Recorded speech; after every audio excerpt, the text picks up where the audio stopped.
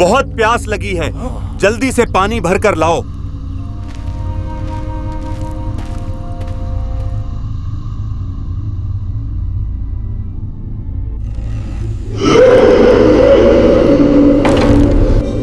یہ کیا چیز ہے؟ یہ کس کی آواز ہے؟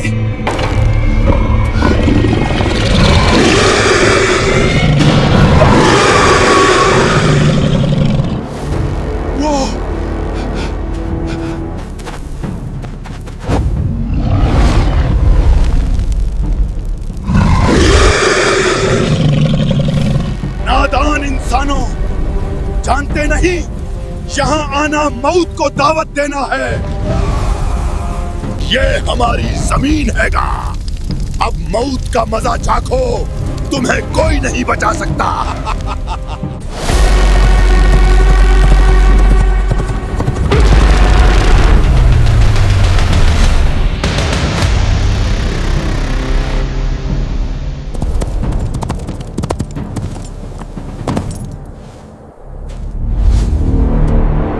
کون ہے تو جو ان ماری ہوئی لاشوں کے بیچ اپنی موت لینے آیا ہے؟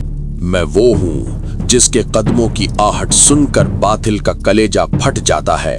میں علی ابن ابی طالب ہوں۔ پلٹ جا، ورنہ تیرا حال ان سے بھی برا ہوگا۔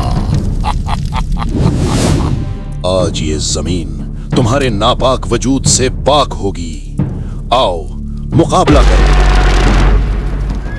دوستو، یہ وہ لمحہ تھا جب ارزق کی وادی یا علی کے نعروں سے گونج اٹھی تھی۔ ایک طرف ہزاروں خونخوار جنات تھے اور دوسری طرف اکیلے شیر خدا۔ آخر یہ جنات کون تھے؟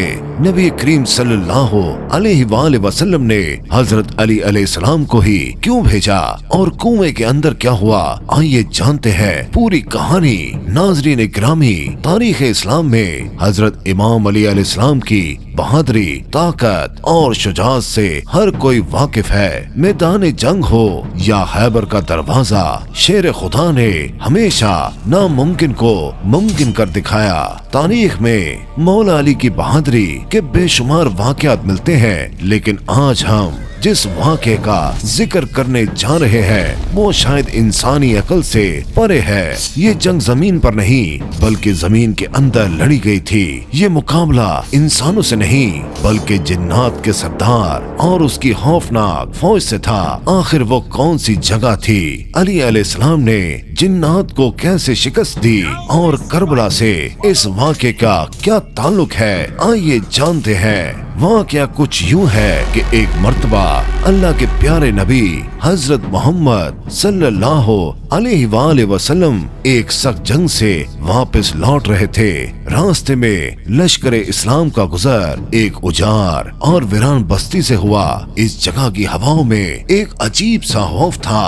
نبی کریم صلی اللہ علیہ وآلہ وسلم نے صحابہ کو بتایا کہ اس جگہ کو وادی ارز کہتے ہیں۔ معلوم ہوا کہ یہاں ایک ایسا قدیم کنواں ہے جس میں وہ سرکش جنات رہتے ہیں جنہیں حضرت سلیمان علیہ السلام بھی قابو میں نہیں کر سکے تھے۔ یہ وہی منحوس جگہ تھی جہاں یمن کے بادشاہ طوبہ کے 10,000 سپاہیوں کو انہی جنات نے مار دیا تھا۔ رسول خدا صلی اللہ علیہ وآلہ وسلم نے حکم دیا کہ لشکر یہیں رک جائے۔ پیاس کی شدت بڑھ چکی تھی، لہٰذا آپ صلی اللہ علیہ وآلہ وسلم نے اپنے 10 بہادر صحابہ کو چن کر حکم دیا کہ اس کنویں سے پانی لے کر آئیں۔ حکم ملتے ہی 10 صحابہ اس کنویں کی طرف بڑھے، لیکن جیسے ہی وہ کنویں کے قریب پہنچے زمین ہلنے لگی۔ کنویں کے اندر سے ایک نہایت خوفناک اور ہیبت ناک جن باہر نکلا۔ اس جن نے باہر آتے ہی ایک ایسی زوردار ہنکار بھری۔ یہ منظر اتنا دہشت ناک تھا کہ کئی صحابہ پیچھے ہٹنے پر مجبور ہو گئے، لیکن ان میں ایک بہادر صحابی حضرت ابو العاص رضی اللہ تعالی عنہ تھے جو پیچھے ہٹنے کے بجائے آگے بڑھے۔ انہوں نے مقابلہ کرنے کی کوشش کی، لیکن وہ جن طاقت میں کہیں زیادہ تھا۔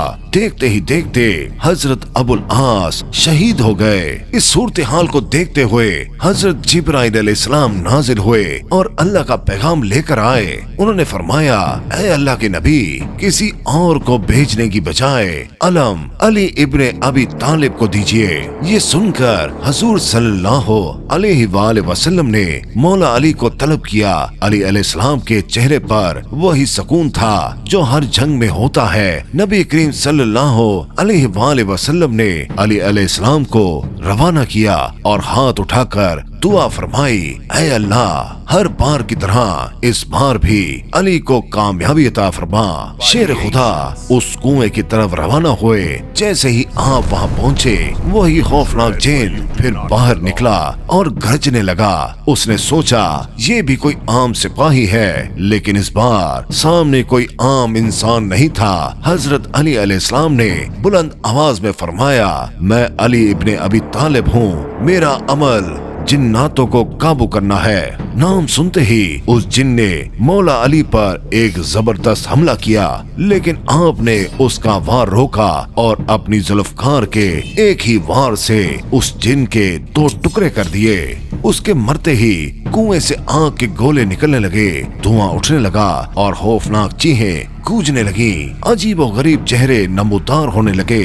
ये देखकर अमीरुल मोमिनीन ने कुरानी आयात की तिलावत शुरू कर दी। आपकी तिलावत की बरकत से वो आग बुझने लगी और धुआं हवा में तहलील होने लगा। इसके बाद आप अलैहिस्सलाम कुएं के मुंह पर खड़े हुए और पानी निकालने के लिए बर्तन अंदर डाला, लेकिन जिन्नात ने वो बर्तन वापस फेंक दिया। अली अलैहिस्सलाम ने दोबारा डाला, उन्होंने फिर वापस फेंक दिया। तीसरी बार भी यही हुआ।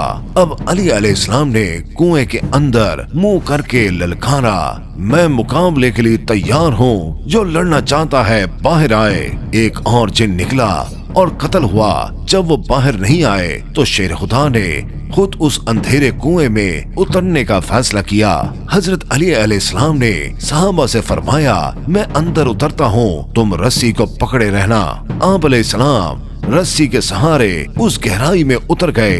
अभी कुछ ही फासला तय हुआ था कि जिन्नात की शरारत से रस्सी टूट गई। मौला अली अलैहिस्सलाम उस अंधेरे में कुएं में जा गिरे। ऊपर खड़े सहाबा रोने लगे। उन्हें लगा कि अली अलैहिस्सलाम शहीद हो गए, क्योंकि रास्ता बंद हो चुका था। लेकिन तभी कुएं के अंदर से तलवार चलने और जिन्नात के चीखने की आवाजें आने लगी।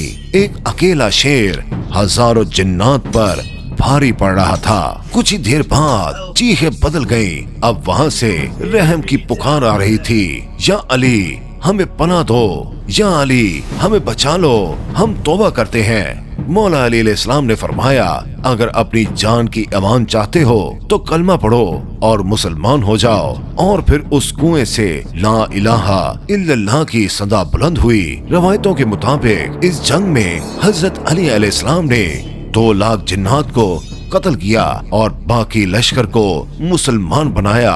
जब हजरत अली अलैहिस्सलाम फातिहाना अंदाज में बाहर तशरीफ लाए तो आपने बताया कि जिन्नात मुसलमान हो चुके हैं। आपने उन्हीं में से एक जिन को उनका सरदार मुकर्रर किया, जिसका नाम जाफर जिन था।